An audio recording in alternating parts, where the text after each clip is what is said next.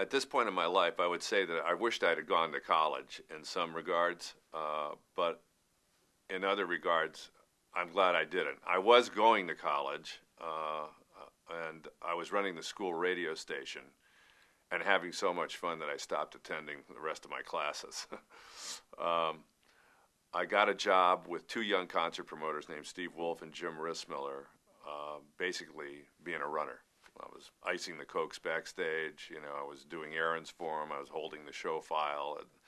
But as was patently revealed almost instantaneously under their employ, you're just sort of thrust into a situation where you either sink or swim. You either say, I can do this, or I can't, and you're doing things that you've never done before.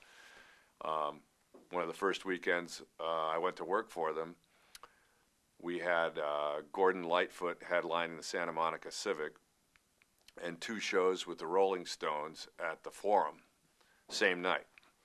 So I was assigned the Gordon Lightfoot show with their assistant, Pam. We went to run the show at Santa Monica Civic. I'd never run a show before in my life. I was the stage manager. I announced Gordon on stage, and I paid him. And that actually went off without a hitch, fortunately, and I drove over to the Forum where the Rolling Stones, Ike and Tina Turner, B.B. King, and an opening act were performing after an afternoon's Kings game, LA Kings games. So not only did they have hockey there in the afternoon, they couldn't load this four-act show in until after the hockey game ended at 3 o'clock, and they had to cover the ice.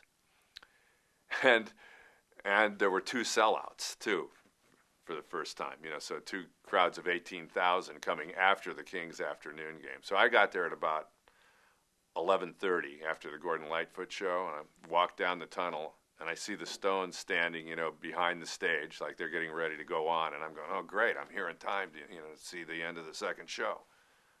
It was the end of the first show.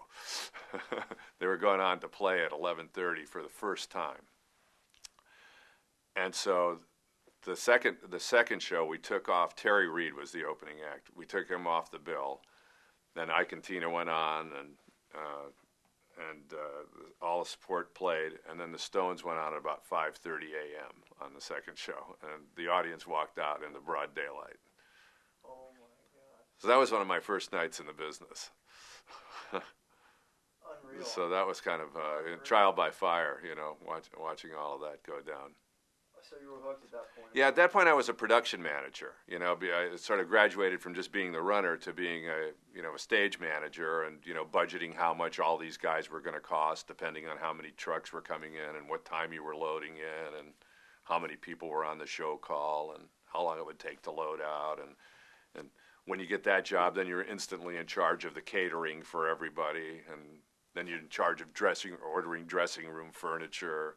And all of a sudden you have a budget to manage, and you start to learn about, you know, the expense on, you know, then you start dealing with tickets of people that want to come to the show, because everybody that works for a concert promoter is instantaneously turned into a box office by his friends or acquaintances, you know, and other people in the business that obviously want to go to these shows. Mm-hmm.